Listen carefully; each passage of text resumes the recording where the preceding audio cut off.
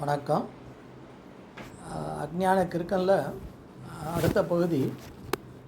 சமீப காலமாக இந்த திரைத்துறையில் இந்த பாலியல் சீண்டல், பாலியல் துன்புறுத்தல் அப்படிலாம் நிறைய பேச்சு அடிப்படுது. நிறைய ஆக்ட்ரஸஸ் என்ன பண்ணாங்க, எனக்கு அப்போ நடந்தது இப்போ நடந்தது அப்படின்ற மாதிரி சொல்ல ஆரம்பிச்சிருக்காங்க. இப்போது சாதாரண ஒரு பெண்களுக்கு பார்த்திங்கன்னா, ஏன்னா அவங்களுடைய வேலைத்தன்மை, வெளியே போகக்கூடிய இடம், அப்போ ஒர்க் பண்ணக்கூடிய பிளேசஸ், இப்படி பார்த்தா இந்த சாதாரண பெண்களுக்கே இந்த பாலியல் ஒரு துன்புறுத்தல் சீண்டல்கள், இந்த கேலி பேச்சுக்கள், கிண்டல் பேச்சுக்கள் இதெல்லாம் கொஞ்சம் அதிகமாகவே இருக்கும்.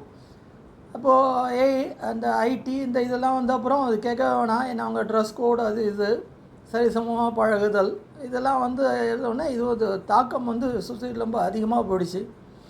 இப்போ நம்ம இந்த சினிமா ஃபீல்டில் எடுத்துக்கிட்டோன்னா இதை நம்ம சொல்லவே வேணாம். ஏன்னா சினிமாவில் வரக்கூடிய அந்த காட்சிகள், இப்போ அந்த டைரக்டர் இந்த காட்சி இந்த இதுக்கு தேவை, இந்த படுக்கை காட்சி இதுக்கு தேவை, இந்த ரொம்ப க்ளோஸ்அப் இதுவாக நடிக்கணும், நீங்கள் ரொம்ப இன்டிமேட்டாக நடிக்கணும், ஒரு கெமிஸ்ட்ரி ஒர்க் ஆகணும் அப்படின்ட்டுலாம் ஒரு காட்சி வைக்கிறார். அப்போது அந்த காட்சியை வைக்கக்கூடிய அந்த டைரக்டரு, இல்லை அந்த ஹீரோ, இல்லை அந்த ஃபோட்டோகிராஃபர், கேமராமேன், இப்போ ஷூட்டிங் ஸ்பாட்டில் இருக்கக்கூடியவங்க, இவங்கெல்லாம் ஒரு முற்றும் துறந்த முனிவர்களும் கிடையாது. அதனால் அவங்க எல்லாமே அந்த காட்சிகள் எடுக்கும்பொழுது அது ஒரு மனக்கட்டுப்பாடோட ஒரு இதுவாக இருப்பாங்க அப்படின்றது நம்ம எதிர்பார்க்க முடியாது. ஏன்னா அவர்களும் மனிதர்கள். அப்போது அவங்களுக்கும் இந்த மாதிரி ஒரு எண்ணம் தலை தூக்கலாம், இப்படிப்பட்ட ஒரு நடிகை இப்படி நடிக்கிறாங்க, இப்படி இருக்காங்க அப்படின்னும்போது அவர்களும் இந்த பாலியல் சீண்டல்களுக்கு அதாவது செய்யக்கூடிய ஒரு நிர்பந்தத்துக்கு ஆளாயிடலாம். ஏன்னா அவங்க வைக்கக்கூடிய காட்சி, அந்த காட்சி தேவையா அப்படின்னு தேவையில்லாமல் கூட காமிக்க முடியும். ஒரு சிறந்த டைரக்டராக இருக்கும்போது அந்த காட்சிகள் இலைமறைவு காய்மறைவாக காய்த்த அந்த காமிச்ச அந்த படங்கள்லாம் நிறைய இருக்குது.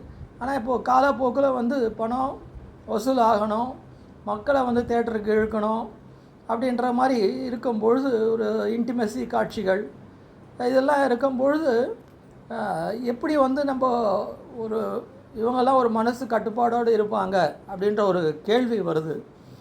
ஏன்னா இந்த மனிதனுடைய மனசு எவ்வளோ ஒரு கீழ் நிலைக்கு போகக்கூடியது அப்படின்றத ராமகிருஷ்ண பரமஹம்சர் என்ன சொல்கிறாருன்னா, ஒரு டெட் பாடி இருக்குது, அந்த டெட் பாடியை சுற்றி எல்லாமே அழுதுகிட்டு இருக்காங்க.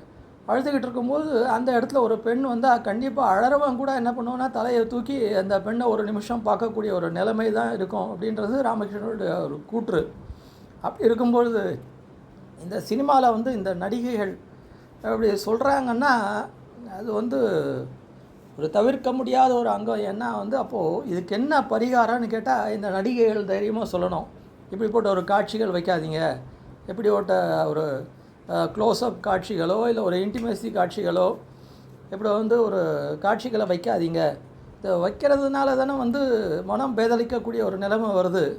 ஒரு டைரக்டர்கிட்டையோ ஒரு ப்ரொடியூசர்கிட்டையோ அந்த நடிகை ஒரு தைரியமாக எடுத்து சொன்னாங்கன்னா இதை பார்க்கக்கூடியவங்க ஃபேமிலி பர்சன்ஸ் பார்க்குறாங்க, அப்புறம் குழந்தைகள் பார்க்குறாங்க, எல்லாமே பார்க்குறாங்க. பார்க்கும்பொழுது இந்த காட்சிக்கு தேவைன்னு சொல்லிவிட்டு இந்த ஒரு காட்சியை வச்சுட்டு இப்படி பண்ணால் கண்டிப்பாக எல்லோருடைய மனசும் சஞ்சலப்படும். கண்டிப்பாக அதை எடுக்கக்கூடிய டைரக்டராக இருந்தாலும் சரி, இல்லை அதில் நடிக்கக்கூடிய ஹீரோவாக இருந்தாலும் சரி, டான்ஸ் கற்றுக்கக்கூடிய மாஸ்டராக இருந்தாலும் சரி, அவங்களும் மனுஷங்க, அவங்களுக்கும் அந்த உணர்ச்சிகள்லாம் இருக்குது.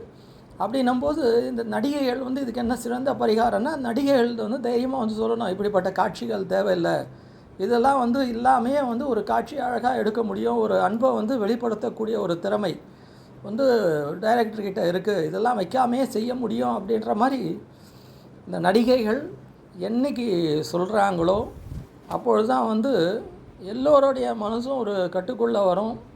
எல்லோருடைய மனசும் இந்த மாதிரி எண்ணங்களில் தவிர்க்கப்படும். ஏன்னா படத்தில் நடிக்கக்கூடிய, படத்தை எடுக்கக்கூடிய எல்லோருமே சினிமாவில் இந்த புத்தர்களோ இல்லை சங்கரரோ பெரிய ஞானியோ மகானோ கிடையாது. அவங்களும் மனிதர்கள்.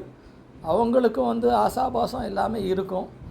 அதனால் என்றைக்கு இந்த நடிகைகள் தான் இதுக்கு பொறுப்பேற்றுக்கிட்டு இந்த மாதிரி ஒரு காட்சி வேணாம், இப்படிப்பட்ட ஒரு சீன் வேணாம், இதை வந்து கதையிலேயே வந்து திறம்பட வேறு வகையில் எடுத்து சொல்லாமல் இந்த அன்பையோ இந்த காதலையோ இப்படிப்பட்ட ஒரு நெருக்கமான காட்சிகள் இல்லாமல் சொல்ல முடியுமே அப்படின்ற மாதிரி என்றைக்கு இந்த நடிகைகள் குரல் கொடுக்குறாங்களோ அது அவங்களுக்கும் பாதுகாப்பு, இப்படிப்பட்ட பாலியல் தொந்தரவுகளும் வந்து தவிர்க்கப்படும் அப்படின்றது தான் என்னுடைய ஒரு தாழ்மையான கருத்து.